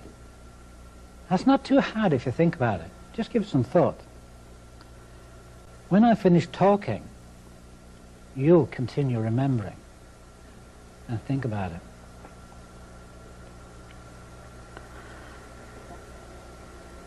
The human body has, it's not electrical in the sense, of course we call it the electrical systems. It's really so minute that it's magnetic. It's pre-electric in my opinion. Any reading you take on the human body will register somewhere, front or back, positive or negative, in the region of 14 to 27 microvolts. In the heart region, it will register 70. I'm giving you round figures. And so if you were to apply, say, to a particular part of the body which registers 20 microvolts, where there's an illness or a breakdown, an imbalance we're talking about. Imbalance, that's all it is. If there's an imbalance and the reading on that particular part of the body is 20 microvolts, you would never ever think of playing energy into that was, say, 1,000 microvolts. That's like giving a newborn baby 6 aspirins. You would tune down to the colour that is gentle and the frequency or the penetration that would be compatible with the 20 microvolts. Now you have to also bring into that the temperature at that particular part of the body. It's not all the same. That particular part of the body would need a certain heat. Now when you come to heal, you can only give it the ingredients it needs, and nature does the healing. We can't heal a damn thing. Nature does the healing. You give it what it needs, the tools to do it with. And in this case, the only tool it needs is the right strength of magnetism, the right amount, on the right frequency at that particular part of the body. The frequency will also give you that particular color and the heat of the body and the penetration, and you have a potential balancing of the, what do you call them? That particular part of the system anyway. You balance the cells. If you were to, let's look at it from another angle. Supposing you were in good health and you want to remain that way. In this day and age we take all kinds of vitamins and we take exercises and this and that, and you're really guessing. To a certain extent you're all right, but you're really guessing. Your body will tell you what it wants, but if you keep that body in magnetic balance, there's no other ingredient needed. You see, a healthy cell would have its nucleus, its energy field and its magnetic field, the neural systems in balance, positive and negative. There is no open door in any cell at all for illness or putrefaction or disease. You can't do that. Anything in balance will not decay or deteriorate. In the pyramid, I proved this conclusively, where the energy in there is so strong and everything in balance that no putrefaction can take place. You can't rot leaves and things in there, you just can't do it. You can't make a compost heap. And so in the early years I proved conclusively that magnetism will not let anything perish. If you give it, supposing that it's live, you treat it according to that particular part of the body in the person. But if it's dead fruits or vegetables, or we'll say meat, you treat it in a different way and you can give it more. But when we're talking about the human body, you match it. Whatever the human body needs is what you give it. The length of time it takes has nothing to do with it. You must stick to feeding it what it wants and let nature do the healing. It'll do it. Had any trouble. Now, one of the things that you're going to have to be able to do is to separate the colours. You've seen the colours of the rainbow, the visible spectrum. Now, how would you go about taking any one of those colours and directing it to where you want it without it going out of the sides, or without using any other colours? Well, it's easy to get the colour you want because you play in that, I told you the measurements of those different colours, you play in the right wavelength, frequency and harmonic, and the colour is now in the crystal. But we have to stop it coming out of the sides, spreading, going anywhere it likes. If I may just go across here a second, if I put colour into here, it can go out anywhere it likes. It's round, it's a sphere. So what you do, if I put it into one of these, it goes out of the facets. And those facets are nowhere near equal. And if you haven't got, if you've got a wheel this size your car, and one this size, you have an awful ride. And it's the same with these things. Your facets must be faceted to the angles you want for reflection and refraction, and also they have to be perfect with each other. You don't have one a bit one way and the other. These are just haphazard. So we take a crystal like this and we force it to go where we want it. And instead of having one of these, let me ask a question sort of thing. There are no windows in this, there. No windows there. And if I had a pyramid like this one, there are windows. There are windows on these. So where would you get one without windows like this? You would have a cone.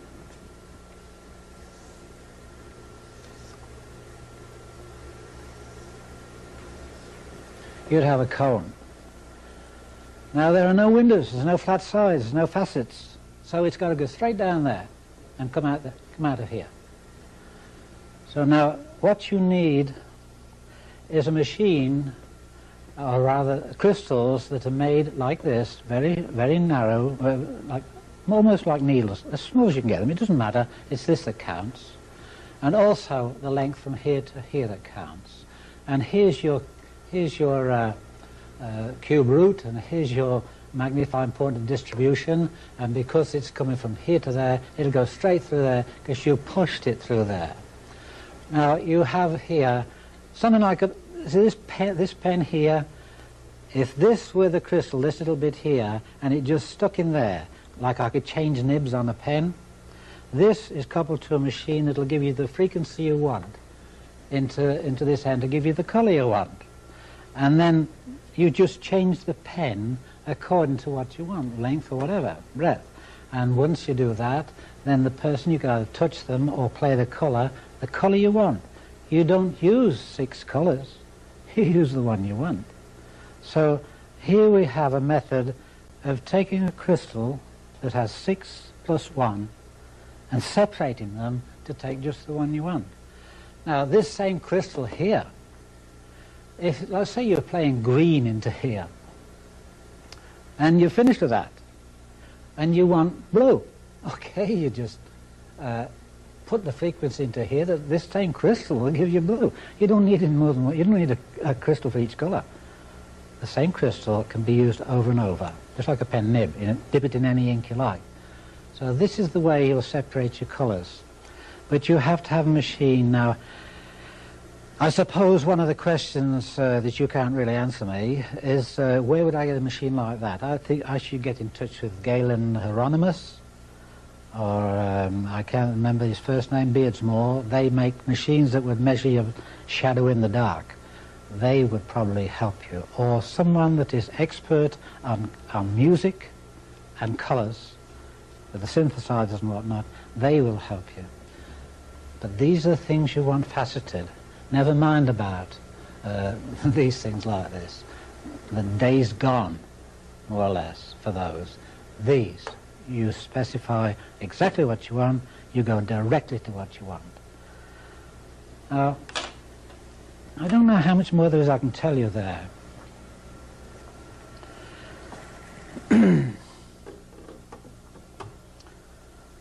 Separating the colours, we've done that, and I would say to you that if you don't know where the chakras are on the body, you should find out. because they have colours too. And you will see by those, you get yourself a chart, you'll see by those which are the opposite colours.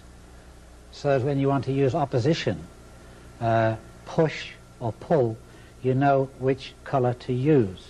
Now if you were in the area up here where it's like yellow, isn't it, golden, bright light, you would never think of using red. So wherever the chakra of the body and the colour is, you use your microvolt energy, you use your frequency to give you the colour of that particular part of the body, and it's common sense to meet it where it's at. I can't tell you any more than that. Just have these things available so that you can do anything you really want to. But don't think that tomorrow you're going to go out and get yourself a load of these and start into it right away. There's a lot of work to be done. But be patient. Be patient. I've discussed the depth that should penetrate and the heat attached to that. But there's also one more thing that you should add. When you create the frequency for the color, that frequency will have a harmonic. Now if you can have music that is compatible with the healing you want to do, and those harmonics do not clash, then you are also assisting. It's like fertilizing your crops. You are assisting the healing by the music. If you put on the Stars and Stripes, watch out. But if you play a nice soothing tune, it's half the battle. Music is a great stimulator or something that soothes. And so there's nothing wrong. As a matter of fact, I would like to think that you use music at the same time, but not offensive music.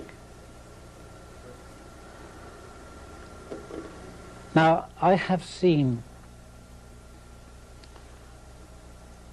demonstrations that have been with the use of crystals, and they were used as a blanket effect. That means to say that it's like wrapping somebody in a blanket and say, let's see if you get better now. You know, you're nice and warm, that'd probably cure you, got the flu, but just get better with that. It seems like that to me when you see people using crystals, these type of crystals, to put, say, lay people on a bed or a table or something, and they put a crystal by their head and one by their feet, one by their elbow, the shoulder and whatnot. If this offends anyone, I'm sorry, but I got to say it the way it is. If you are doing that, you're only guessing. Who would believe that a person does not have a magnetic field complete? If your magnetic field is not complete, you're probably dead. And yet you see people having crystals placed around them, and then with either a crystal in the hand or with the hand, they join the magnetic field together. It's already there. That's only using things as a blanket. It's only using things when you don't know what you're doing. Now, if you are using energy to cure someone, you better be sure that you're not using the energy that's killing them. I have some very good friends. One is a professor, and he was studying with the Wilhelm Reich organization, I believe, orgone energy. When he described to me what orgone energy he thought it was nothing else but magnetism. I just told you earlier on, there is nothing but magnetism. It's just in a different state. So where this name of orgone came from, I don't know. Another name for something. And he confided in me that they had meetings I don't particularly know who or where. It doesn't bother me. But they had meetings where a person was wrapped in a blanket of steel wool and cotton wool in layers. Steel wool, cotton wool, steel wool, cotton wool. Flattened into a blanket. And they were rolled into it. Now you know very well that cotton wool today is nylon. And it will, it draws magnetism to it.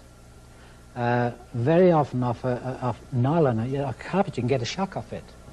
It draws magnetism. Steel wool, one of the best ticers of magnetism you could possibly have. Steel pulls energy out of the atmosphere to it. So you have a layer of magnetism, magnetism, magnetism, and wrap somebody in it. That's just like putting a plastic bag over somebody's head and tying the knot round their neck.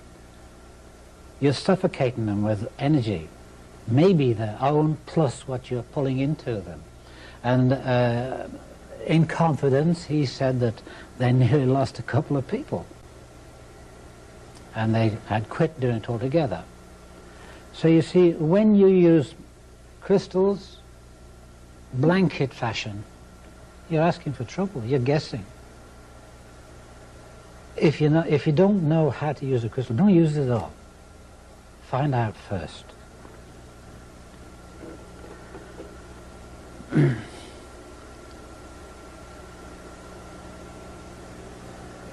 I guess I could go on forever, really, but somewhere along the line you have to come to a close.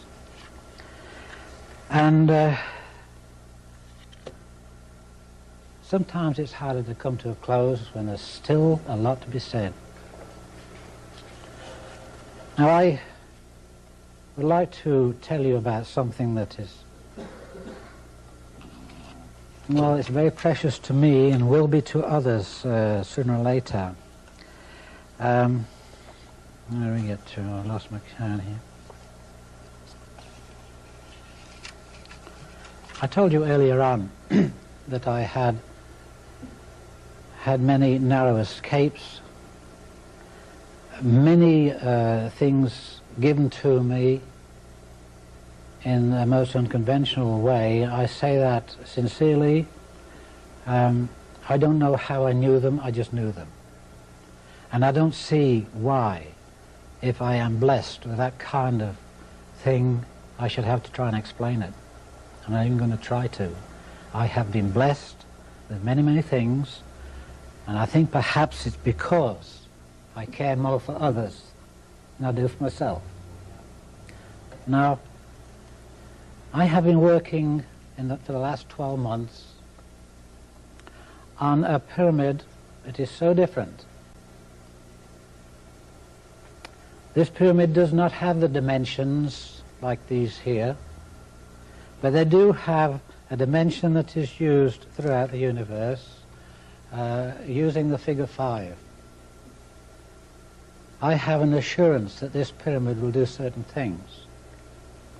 It is built rather, and it is in the process of having a collection of crystals assembled, faceted, coordinated to the point where anyone sitting under it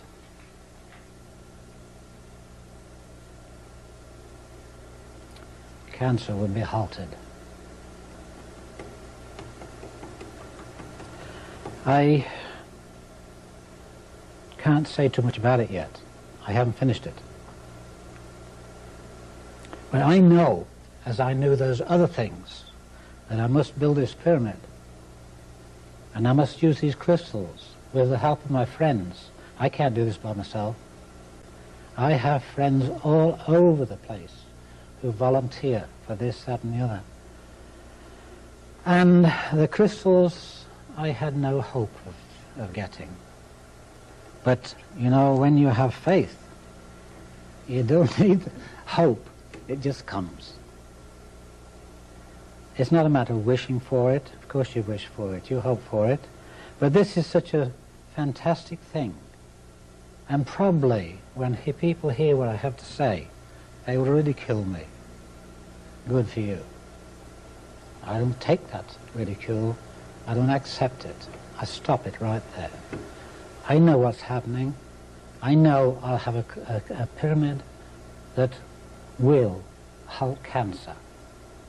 But I think it was this year, but I'm not quite sure yet. Now, I have talked to you about all kinds of things, right from the beginning to almost to the end. We haven't come to Omega, because as I told you earlier on, before one light wave finishes, the next one starts.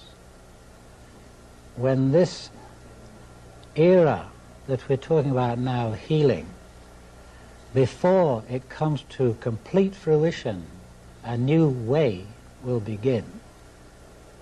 It's that new way that I'm looking to you to bring out. I don't think we've got any problems as long as we do this for each other. I think that, I hope that you've learned something. I hope you'll go away and think about it. I hope you get in touch with me. But I couldn't do half of this without prayers. So I ask for yours.